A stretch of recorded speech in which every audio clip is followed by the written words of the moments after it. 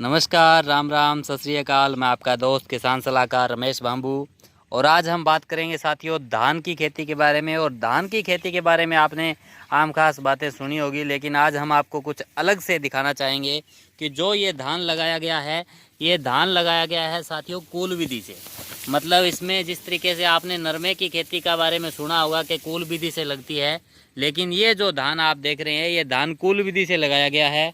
और इससे क्या क्या फ़ायदे हुए हैं, उसमें लगाने में कौन सी उनको प्रॉब्लम आई है, कौन से इनको आसानी हुई है, और इसका लगाने का इनका मेन मिशन क्या है, मेन मकसद क्या है, वो सारी जानकारी आपको हम आज देने वाले हैं इस वीडियो के माध्यम से। आप ये देख रहे हैं बहुत ही बढ़िया दिखने में अच्छा धान दिख रहा है और बहुत ही अच्छी फुटाव है इसकी, अच्छी ग्रोथ है, अच्छा कलर है इसका। और ये धान लगाया है हमारे युवा किसान साथी जो कि बहुत ही एडवांस में हर एक चीज़ को कर रहे हैं। और आज मैं इनके खेत में आया हुआ था स्पेशली इनसे बातचीत करने के लिए। तो आप सबसे मिलवाना चाहूँगा सुमित सिंह विर्क। सुमित सिंह विर्क जी, आपका बहुत बहुत धन्यवाद, स्वागत है आपका आपके चैनल आरबी सलाहकार में। तो साथियों आज हम चर्चा कर रहे हैं धान की खेती में। तो सुमित जी, आपसे पूछना चाहूँगा, अभी आज आपके खेत में आया तो बड़ा अच्छा लगा। तो इसमें आपने जिस तरीके से जो धान की खेती की है वो एक अलग तरीके से की है। जहाँ तक अपने एरिया में टोटली कद्दू करते हैं और उसके बाद में पौध लगाने का काम करते हैं, आपने कुछ अलग करके दिखाया है और आपका धान दिखने में बहुत अच्छा लग रहा है।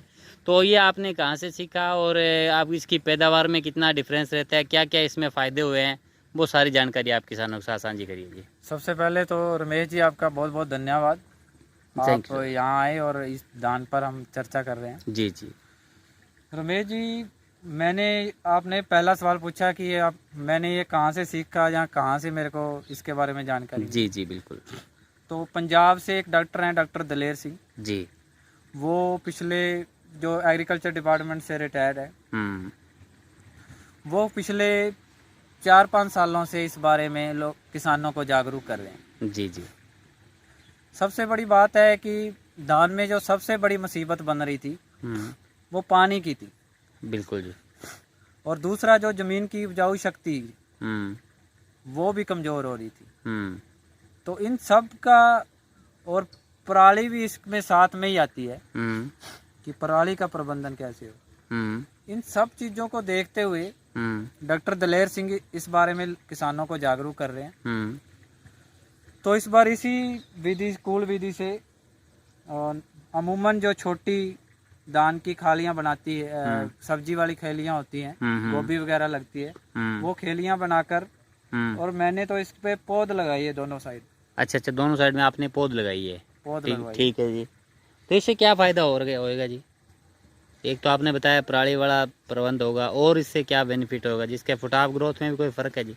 उसमें ये है कि जैसे आप हमने मतलब अभी तक देखा है कि जितनी भी फसलें हम इस तरह से इस विधि से लगाते हैं तो उनकी जड़ों का विकास और पौधे में फुटाव वो एक अलग ही दिखता है। ठीक है जी।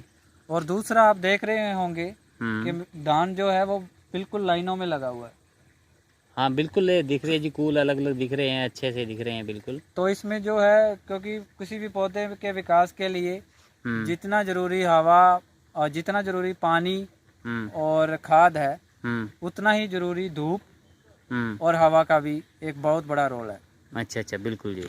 तो इस तरह से धान में हवा का संचार बढ़िया होएगा और जो धूप है वो भी हर पौधे तक जाएगी अच्छे तरीके से। अच्छा क्योंकि अच्छा, गैप है, ठीक है जी। हाँ बिल्कुल, बीच गैप में दिख रहा है जगह बिल्कुल। है, हाँ बिल्कुल जी। लाइनों में लगा हुआ है। तो इस तरह पौधे का विकास अच्छा होगा। और दूसरा, इसके फुटाव में भी आपको अंतर दिखेगा। हाँ काफ़ी इसका फुटाव अच्छा दिख रहा है, क्योंकि जड़ों का विकास अच्छा जड़ों होता का विकास अच्छा हो जाता है बिल्कुल। तो इसमें कितना का फ़र्क रहता है जी? आप तो पूरी डिटेल से इसमें देखा होगा आपने, फुटाव में कितना का फ़र्क है जी? फुटाव में कोई ज़्यादा फर्क नहीं है, बस ये है कि बाली मजबूत बनती है। तना मजबूत है इसके, इस धान से काफ़ी ज़्यादा दिख रहा है बिल्कुल। तना मजबूत होएगा तो उसमें बाली भी मजबूत बनेगी। ठीक है। और पौधा मजबूत होएगा। ठीक है। तो उसमें फल भी ज़्यादा आएगा। अच्छा ठीक है। वजन भी, तो जो अभी तक मैंने वीडियो देखी थी उनमें वजन में भी कोई ज़्यादा अंतर नहीं था, बल्कि धीरे धीरे जैसे जैसे इसमें हम एक्सपर्ट होते जाएंगे तो वजन दूसरी जो अमूमन खेती कर रहे हैं हम उससे ज़्यादा ही निकलता है। अच्छा। और एक सबसे बड़ी जो शुरुआत में बचत कह सकते हैं, इसमें पौध भी 30% कम लगती है। अच्छा अच्छा, जो पौधे लगाते हैं वो 30% कम लगते हैं 30% कुल विधि से लगाएंगे तो। बिल्कुल ठीक है जी। पौध भी कम लगती है। और बहुत जगह सीधी बिजाई से भी कुल विधि से धान लगाया जा रहा है और काफी सक्सेस भी है। पहले छिंटा दे देते हैं, खेत को तैयार करके छिंटा दे देते हैं, बाद में कूले निकाल देते हैं। अच्छा अच्छा, तो वो भी अच्छा, काफी वीडियो मैंने देखी थी। नहीं तो फिर इसमें कद्दू कैसे करते हो जी आप, जब कूल बना लिए तो आपने? इसमें कद्दू करने की जरूरत नहीं रहती। अच्छा अच्छा, कद्दू पहले भी नहीं करते जी? सूखी डोलियां बना के और फिर पौध लगाई आपने? हाँ बिल्कुल ऐसे ही लगाई है। अच्छा जी। डॉक्टर दलेर सिंह इस बात को भी बड़ा मानते हैं कि जो बड़ी मात्रा में हमारे धान की जो कीचड़ बनाकर रोपाई की जाती है, बिल्कुल बिल्कुल, तो उस विधि से जो है मीथेन गैस निकलती है, क्योंकि जमीन किस तरह चिप जाती है। पानी सोखने के भी, पानी ना सोखे जमीन, इसलिए कीचड़ किया जाता है कि वो सतह मजबूत हो जाती है। उस विधि से जब जमीन से मीथेन गैस निकलती है तो उसका पर्यावरण पर बहुत नेगेटिव प्रभाव पड़ता है। जी जी। तो इस पर्यावरण के बारे में भी हमें किसानों को सोचना होगा। जिस तरह हमारे केमिकल या कीटनाशक केमिकल पर्यावरण को खराब कर रहे हैं, उसी तरह ये मीथेन गैस है, ये भी पर्यावरण को खराब कर रहा है। दूसरा, मैंने ये भी अनुभव किया है कि अगर हम बिना कीचड़ करे धान लगाते हैं तो उसकी जड़ का विकास और पौधे का विकास ज़्यादा अच्छे तरीके से होता है। अच्छा अच्छा, चाहे आप समतल खेत में ही ऐसे करके देख लें, सूखा समतल करके खेत, उसमें पानी छोड़कर सीधा धान लगा दें, तो आपको उसमें डिफरेंस नज़र आएगा जी। तो ये इसमें ये अगर डोलियां बना के हम करते हैं तो इसमें ये भी एक फ़ायदा है। ठीक है जी। और ज़मीन की उपजाऊ शक्ति भी कम होती है कीचड़ बनाकर प्रयोग करने से, तो इसमें उपजाऊ शक्ति भी बनी रहेगी। ठीक है जी। और ज़मीन भुरभुरी रहेगी। ठीक है जी। सुमित जी, इसमें पानी की कितनी की बचत मान सकते हैं आप, जैसे मतलब क्या कहना चाहोगे इसके बारे में?